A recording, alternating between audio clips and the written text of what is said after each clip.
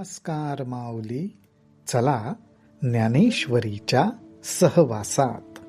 ज्ञानेश्वरी अध्याय 9 मधील ओवी 49 ते ओवी 56च्या सहवासात आपण जाऊया. आपल्याला अगोदरच्या ओवीमध्ये ज्ञानोबारायांनी सांगितलंच, हे आत्मज्ञान, ही आत्मविद्या ज्याला ब्रह्मविद्या म्हणतात, ती कशी आहे तर धर्माचं, ते राहण्याचं निवासस्थान आहे. त्याचबरोबर उत्तमात उत्तम जे काही असेल ती म्हणजेच ही आत्मविद्या. आणि ह्या विद्येची आपल्याला प्राप्ती झाली की जन्म मरणाच्या फेऱ्यातली दुःख भोगावी लागत नाहीत. आता ह्या पुढे ज्ञानोबाराय सांगतात, हे आत्मज्ञान ज्याला ब्रह्मविद्या म्हटलंय, ती आपल्याला गुरूंच्या मुखातून प्राप्त होते. साधकांना काही वेळा प्रश्न पडतो, गुरु कसे ओळखावे? ज्यांच्याकडून आपल्याला ब्रह्मविद्या प्राप्त होईल ते कसे ओळखावे? जणू काही त्याची खूणच ज्ञानोबारायांनी ह्या ओवीत दिली आहे. ते म्हणतात, मोटके मोटके गुरुमुखे उदयी जत दिसे, आणि हृदयी स्वयंभची असे, प्रत्यक्ष फावो लागे तैसे आपैसयाची. ही ब्रह्मविद्या मुळात आपल्या प्रत्येकाच्या हृदयामध्ये सदोदित वास करते, स्वयंभची असे. परंतु जेव्हा श्री गुरूंची भेट होते आणि त्यांच्या मुखातून ह्या ब्रह्मविद्येबद्दल काही मोजके शब्दच प्रगट होतात, त्यावेळी आपल्या हृदयात ह्या ब्रह्मविद्येचा उदय झाल्याचा अनुभव येतो. हा अनुभव सहजगत्या येतो, आपैसयाची, आपोआप सहजपणे तो येतो. आणि ही खूण ज्या ठिकाणी साधकाला मिळते तिथे आपल्याला श्री गुरूंची प्राप्ती झाली असे आपण निसंशय समजावे. त्यापुढे काय होतं? तेवीची गा सुखाचा पाऊटी, चढता येई जे जयाची या भेटे, मग भेटल्या कीर मिठी, भोगणे याही पडे. ज्याच्या हृदयामध्ये ही ब्रह्मविद्या प्रगट व्हायला लागली की तो सुखाच्याच एक एक पायरीने चढत त्या आत्मवस्तूच्या भेटीला येतो. सुखाच्याच पायऱ्या तो चढतो आणि ज्याची भेट घ्यायची,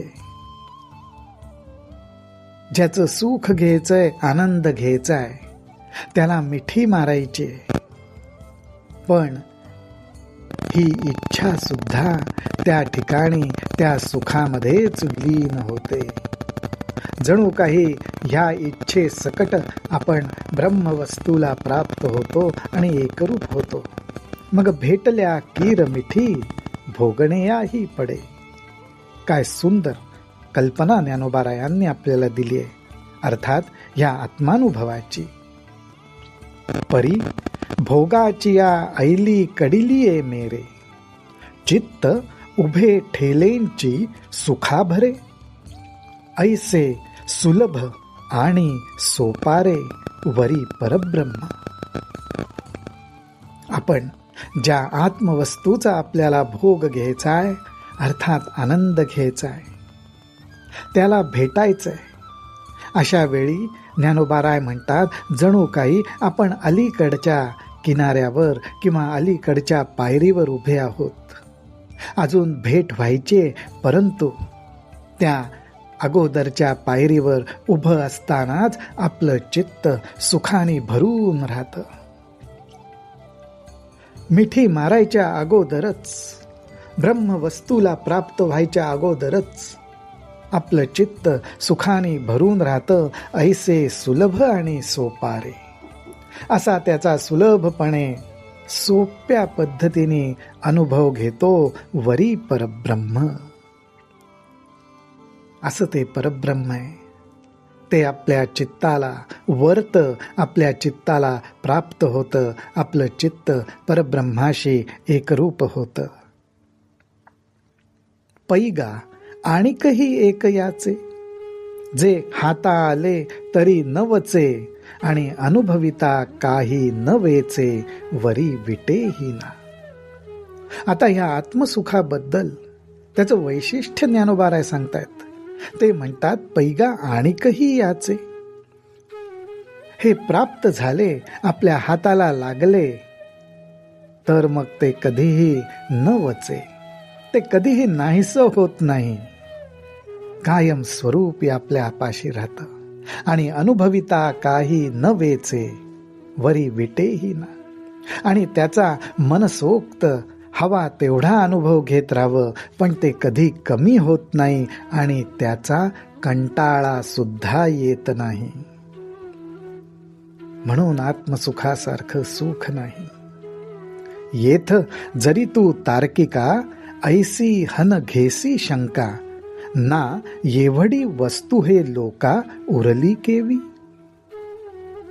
श्रीकृष्ण अर्जुनाला म्हणतायत, अर्थात आपल्या जणू काही जीवांच्या स्वभावालाच उद्देशून ते म्हणतायत, येथ जरी तू तार्किका, तर्क करण्याची तुझी स्वाभाविक वृत्ती आहे, आणि त्यामुळेच ऐसी हन घेसी शंका, आणि त्या तर्काच्या जोरावरच एखाद वेळेस मनामध्ये अशी शंका घेशील की ही एवढी आत्मवस्तू उदंडपणे प्राप्त असताना या जगामधल्या लोकांपासून ती वाचली कशी.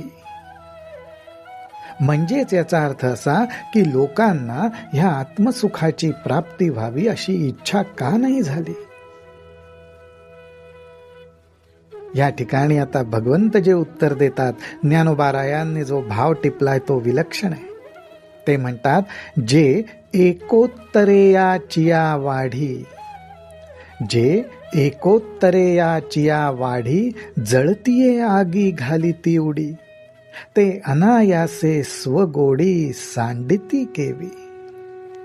अर्जुनाला तर्काच्या जोरावर जी शंका येईल ती म्हणजे अशी की आपल्या जवळच्या एका रुपयामध्ये जर का थोडी जरी भर पडणार असेल, जे एकोत्तरेयाचिया वाढी, थोडी तरी भर पडणार असेल, तर मनुष्य प्राण्याच्या ठिकाणी जो लोभ आहे त्या लोभापोटी तो आगीत सुद्धा उडी मारू शकतो.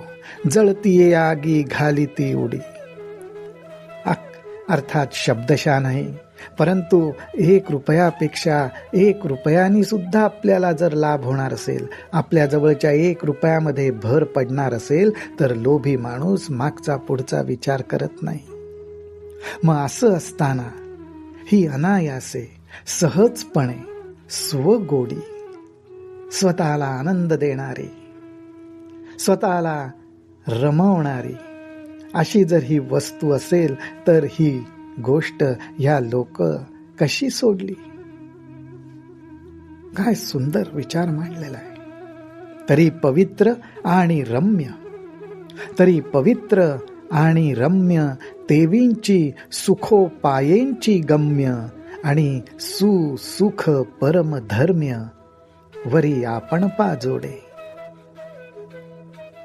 ह्या आत्मविद्येचं, ह्या आत्मसुखाचं हे वर्णन आहे. हे कसं आहे? अत्यंत पवित्र आहे.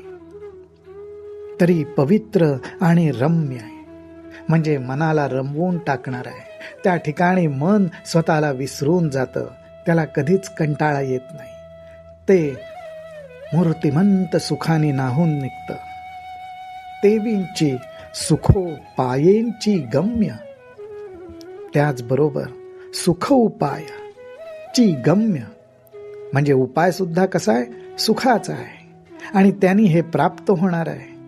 आणि सुख परमधर्म्य, आणि एवढंच नसून अत्यंत सुख स्वरूप आहे. सुख, सुखामधली सुद्धा पराकोटी. असं हे परमधर्म्य अर्थात अत्यंत धर्मस्वरूप आहे. आत्मसुखाची प्राप्ती करून घेणं हाच जीवाचा खरा धर्म आहे. वरी आपण पाजोडे. आणि एवढंच नाही तर हा अनुभव आपल्या स्वतःलाच येणार आहे, आपल्या पाशीच येणार आहे. वरी आपण पाजोडे. ऐसा अवघाची हा सुरवाडू आहे, तरी जना हाती केवी उरोला आहे. हा शंकेचा ठाव कीर होये, परी न धरावी तुवा. भगवंत अर्जुनाला सांगतायत, असा हा आत्मसुखाचा आत्मविद्येचा जो लाभ आहे, अवघाची हा सुरवाडू, अवघाची हा सुरवाडू आहे. असा हा लाभ सर्व प्रकारे उत्तम आहे. आणि अशी अत्यंत लाभदायक गोष्ट असताना लोक त्याची प्राप्ती का करून घेत नाहीत? लोकांच्या हाती हा कसा सापडला नाही? लोक का त्याच्या मागे धावले नाहीत? तरी जना हाती केवी उरोलाये. हा शंकेचा ठाव कीर होये, परी न धरावी तुवा. ही शंका तुझ्या मनात येणं स्वाभाविक आहे, पण भगवंत म्हणतात ही शंका तू मनात धरू नकोस. आणि अर्थात त्याचं कारणही आता भगवंत आपल्याला सांगणार आहेत. रामकृष्ण हरी, रामकृष्ण हरी, रामकृष्ण हरी.